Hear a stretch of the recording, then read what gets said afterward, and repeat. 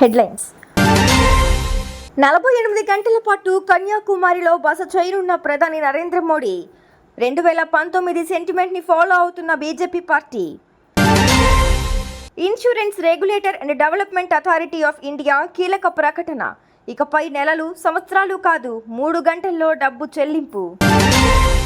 మళ్లీ వివాదం రేపిన వేణుస్వామి వ్యాఖ్యలు. రాబోయే రోజుల్లో జగన్కు గండం తప్పదని జోస్యం. ఐసీసీ టీ20 కప్ పై ఐపీఎల్ ఎఫెక్ట్. ఈసారైనా కప్ కొడతారా అంటూ క్రికెట్ అభిమానుల కామెంట్లు. సోషల్ మీడియాని ఊపేస్తున్న కన్నడ సోయగం. కుర్రకారుని పిచ్చెక్కిస్తున్న పెప్పర్ ఫోటోలు. కన్యాకుమారిలోని వివేకానంద రాక్ మెమోరియల్ వద్ద గురువారం నుంచి 45 గంటల పాటు ప్రధాని నరేంద్ర మోడీ బస చేసేందుకు గట్టి భద్రతా ఏర్పాట్లు చేశారు. ఈ సమయంలో మోడీ ఇక్కడ ధ్యానం చేయనున్నారు. దేశం దక్షిణ చివరలో ఉన్న ఈ జిల్లాలో 2000 మంది పోలీసులను మోహరిస్తారు. ప్రధానమంత్రి కార్యక్రమం సందర్భంగా వివిధ భద్రతా సంస్థలు గట్టి నిఘా ఉంచుతాయి. 5 ఏళ్ల క్రితం 2019 ఎన్నికల ప్రచారం తరువాత కేదార్నాథ్ గుహలో ధ్యానం చేశారు. తిరిగి మళ్లీ ఇప్పుడు కన్యాకుమారిలో ధ్యానం చేయబోతున్నారు. మాకు అందిన సమాచారం ప్రకారం జూన్ 1 మధ్యాహ్నం 3 గంటల సమీపంలోని రాతిపై నిర్మించిన మహాకవి తిరువళ్ళవర్ విగ్రహాన్ని ప్రధాని మోడీ సందర్శించి ఆయనకు పూలమాల వేస్తారు. ఇన్సూరెన్స్ కంపెనీలు ఎట్టి పరిస్థితుల్లోనూ 3 గంటలలోపు హెల్త్ ఇన్సూరెన్స్ క్లెయిమ్స్కు తుది నిర్ణయం వెల్లడించాల్సి ఉంటుందని ఐఆర్డీఏఐ స్పష్టం చేసింది. హాస్పిటల్ నుంచి డిశ్చార్జ్ రిక్వెస్ట్ ఫామ్ రిసిప్ట్ అందిన 3 గంటల్లోనే హెల్త్ ఇన్సూరెన్స్ కంపెనీలు వాటి నిర్ణయం తెలియజేయాల్సి ఉంటుంది.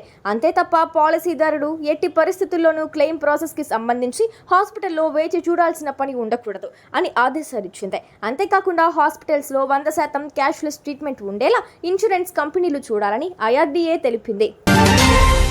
సెలబ్రిటీలు, రాజకీయ నాయకుల జాతకాలు చెప్పడంలో దిట్ట అయిన ప్రముఖ జ్యోతిష్యుడు వేణుస్వామి ఎన్నికల ఫలితాల వేళ ఆటం బాంబు పేల్చారు. వైఎస్ జగన్ జాతకంలో గండాలు ఉన్నాయని అన్నారు. జగన్ జాతకంలోకి బుధ మహాదశ ప్రవేశించింది కాబట్టి ఆయన మరో 17 ఏళ్లు తిరిగే ఉండదు అని వేణుస్వామి అన్నారు. అయితే 17 ఏళ్ల తర్వాత వైఎస్ జగన్కు గండాలు ఉన్నాయని, ఆ సమయంలో పలు సమస్యలు ఎదురయ్యే ఛాన్స్ ఉందని వేణుస్వామి తెలిపారు. ప్రపంచ కప్ కోసం ఎంపిక చేసిన ప్లేయర్ల ఫామ్ను బట్టి చూస్తే టీమిండియా కప్పు కొట్టేది అనుమానంగానే ఉందని ఫ్యాన్స్ అభిప్రాయపడుతున్నారు.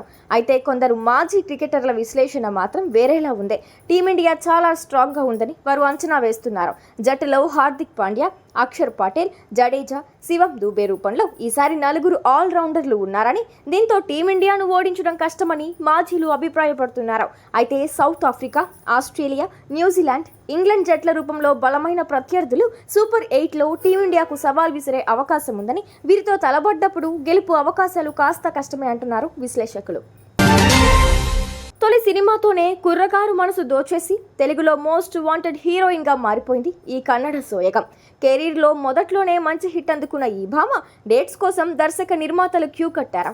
ఈ క్రమంలో కేవలం 1 ఏడాది వ్యవధిలోనే శ్రీలీల రేంజ్ ఎక్కడికో వెళ్ళిపోయింది. ఒక్కసారిగా టాలీవుడ్లో శ్రీలీల ట్రెండ్గా మొదలైంది. కాగా ఆది కేశవ, ఎక్స్ట్రా ఆర్డినరీ మెన్ రూపంలో శ్రీలీల ఖాతాలో వరుస డిజాస్టర్స్ పడ్డాయి. ఇదే అదునుగా తన పాపులారిటీ తగ్గకుండా మరింత పెంచుకునేలా సోషల్ మీడియాలో అందాల రచ్చ చేస్తోంది ఈ ముద్దుకుమ్మ.